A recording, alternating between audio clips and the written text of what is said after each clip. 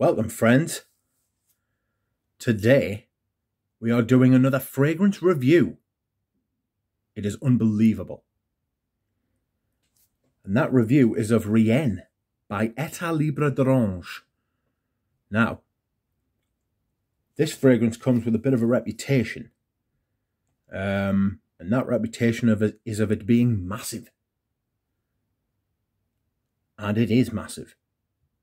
We will follow my usual sort of formula. I don't want to say it's less of a formula and more of a structure process. And I will tell you what's in it. I will tell you what I get. And then I'll just talk about it for a while.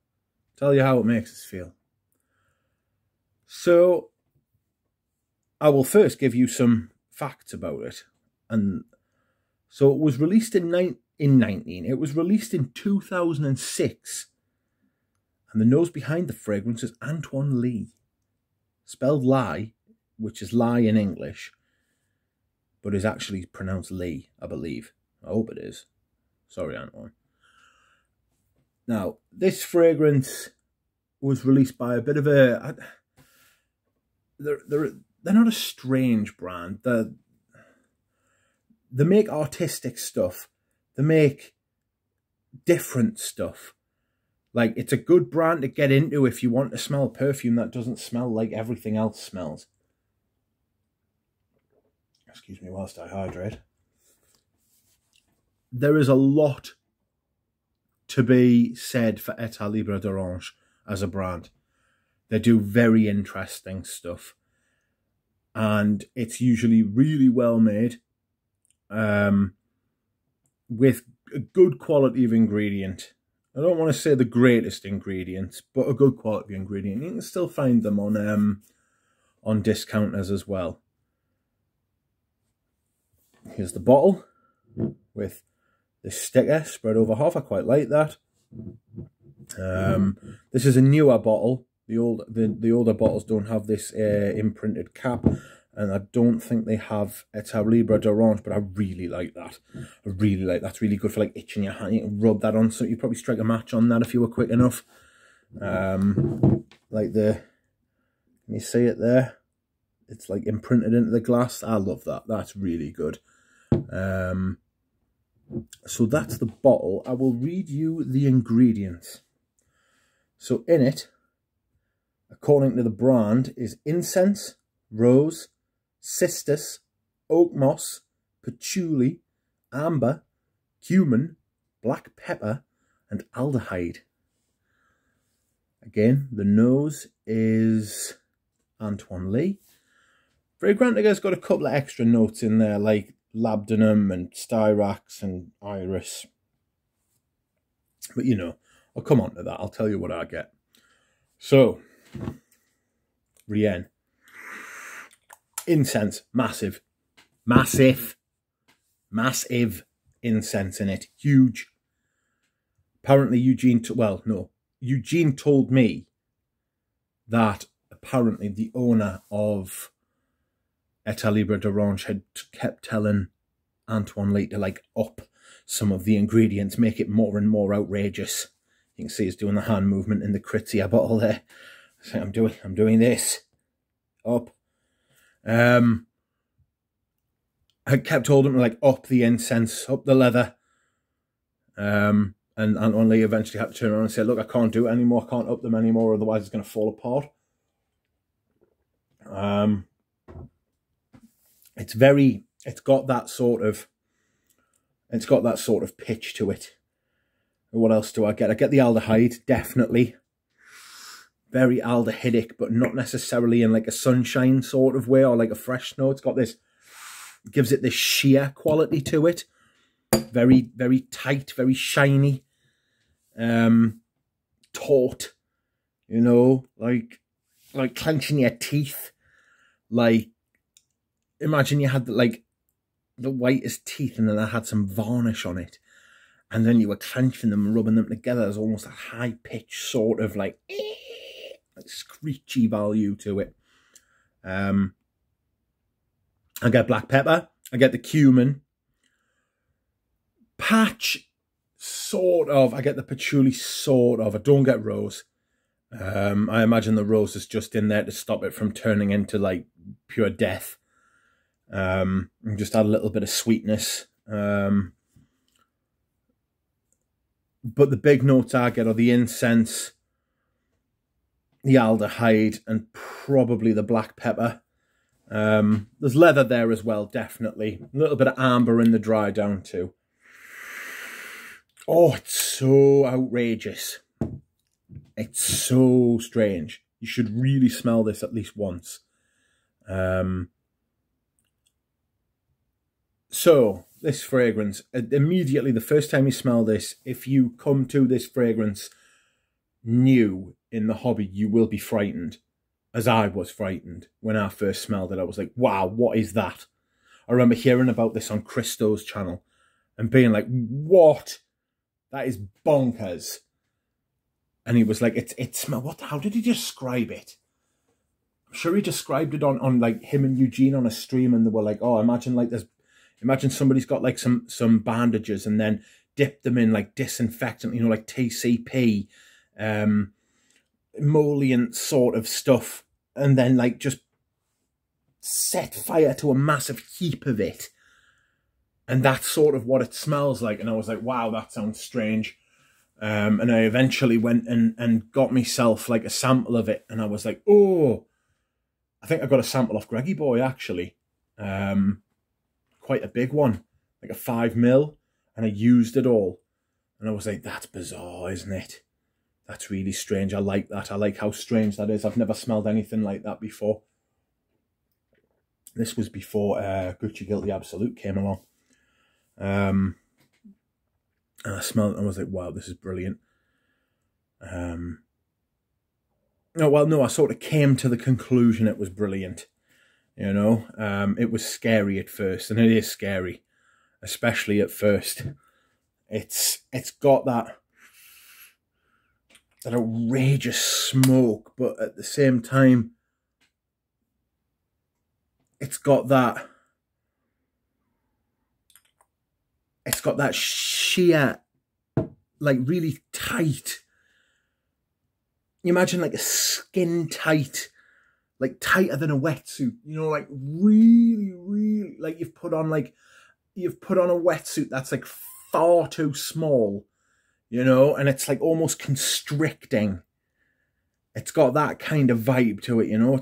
It's got a constriction about it, like a very tight. It doesn't perform like that. It performs anything but that. It projects like a lunatic. But it's got that sort of like, I think that's from the incense and the aldehydes, you know. It's irresistible. Like it once it's tight and yet effusive. Like it billows off you. It starts off. Let's just spray it, shall I? Hold on. Spray's all right. It's not the best, which is probably for the best, to be fair. Starts off with this medical sort of facility vibe. You know, when you first walk into a medical facility, like you're walking in and you're walking either up a ramp or up some like across like from your car, and you get whiffs of the inside of the building, which is uber clean. It's got that. That's how it starts off, with the aldehydes and like the almost oily like incense, you know, like not oil in like a dirty kind of oil, but like oil as in a, sorry, I just need to get that the right way around, just driving us mental. Oil as in like a residue left after like a really powerful solvent or cleaner. It's got that. Now you may think that doesn't sound appealing. After a while it starts to be, you know, like people who like the smell of petrol. If you like the smell of petrol, you'll love this. And then it's got after a while you walk into the facility and you're in there and you sort of acclimatize to the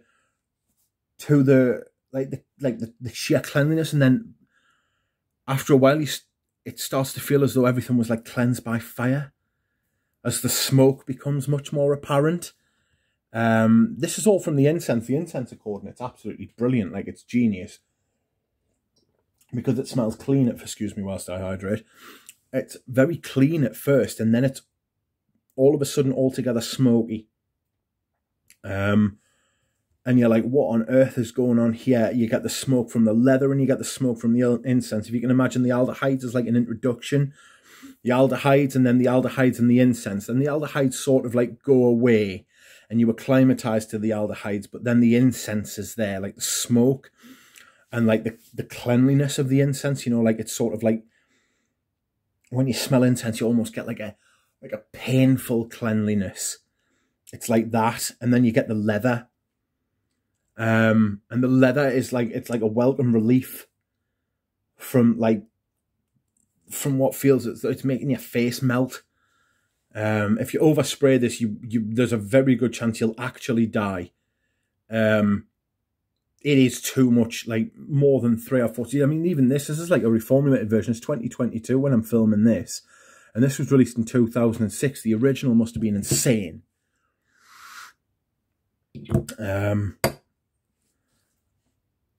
The black pepper, right? I haven't mentioned the black pepper yet, but it seems to be, excuse me, it seems to be always there, right? But it never identifies as being strong. You never think to yourself, wow, this is a black pepper fragrance. I've just bought a black pepper fragrance. Forgive us. A black pepper fragrance. And it's very black pepper at the top. And it almost makes you sneeze, you know. They may have used the cumin to like sort of round out the black pepper and like make that like make that sort of like the combination of those two, like take the harsher edges off each other. So the cumin isn't like body odor at all. The cumin feels as though it's like a bass note. And because the cumin is almost in the base, because the base is quite warm and I don't want to say it is buttery. It's like buttery, like the leather. The cumin and the leather sort of like come together in the base to be like this, like, it's not lactonic, but it's like a cream of something, you know, like a cream of leather. You know how you can get like soups which are like cream of tomato and cream of leek and potato. This is like a cream of leather. It's very leathery and ambery at the base, but it's still got vicious little bits that'll bite, like that remind you of like the biting top, you know? Like if you sniff too hard in the base, you will get punched or bitten. Performance, lunacy. 8 hours. 8 hours of solid production. You don't get I don't get nose blind to it. Oh, it's right up my nose now. And I'm getting the cumin quite strongly and the black pepper. The black pepper seems to be like an everywhere note. There doesn't seem to be a pyramid for this. It seems to be like they all live on the same floor of the pyramid. Does that make sense? But facets come and go. It's the top, the early bits, the aldehyde seems to like swim at the top, and then it seems as though you dive deeper into it. Everything's always there, and yet you get facets, you get different facets at different times, you know? Like, the aldehydes will reappear at certain points. That's probably what I'm trying to say. Like, the top will reappear somewhere in the base at some point, and you'll be like, what are you doing here? I really like this. I don't love it, but I really like it. I really like it for a change of pace. For a change of direction. This is at like a right angle to most of the rest of your fragrance collection, you know? People will not think this is like, you would have like certain people will think this is attractive and certain people will think this is ugly. It does remind me a lot of this. This is inferior to Rien as a composition, but it's a lot more wearable, I think. It's a lot drier, but it's also got that medical bandage, papyrus, dry paper sort of vibe to it, you know. So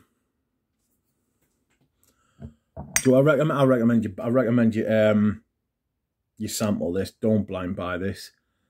Like I say, I went through a 5ml decant of this from Greggy Boy, and it was only after then that I knew that I should buy a bottle. And I bought a bottle off a lad who I know called Alexander, from Scotland. Thank you very much, Alexander. Got a partial, very nice price. Don't rip each other off out there. Thank you very much. And for him, it just wasn't for him, I don't think.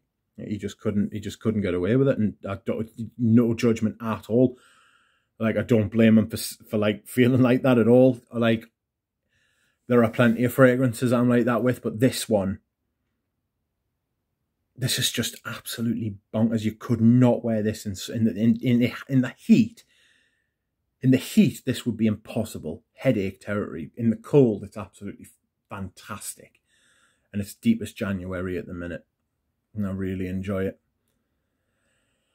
So, I think that's about it.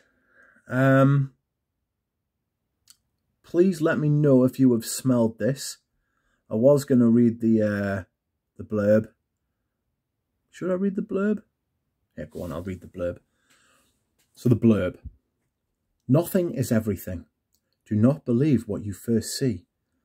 Under the demureness of the name, the spicy savour of blackcurrant bays and the musky notes of blonde suede, Rien is a second skin perfume, a perfume that clings to the body and perseveres in the mind. Yeah, I would agree with that, yeah. Like venial sin on the verge of becoming mortal, irresistible and resolutely pervasive. As light as mohair. What? As light as mohair and as precious as cashmere. The fragrance envelops skin with a powdered caress. It has the meticulous elegance of a hypnotic beauty of a modern Dorian Gray in a feminine masculine version. An entrancing fragrance that leaves an unforgettable imprint. Utter charm, utterly charismatic. The vanilla opium accord of the dry down reinforces the addiction. Rien is an essential, a perfumer's confession. Some of that's spot on, to be fair.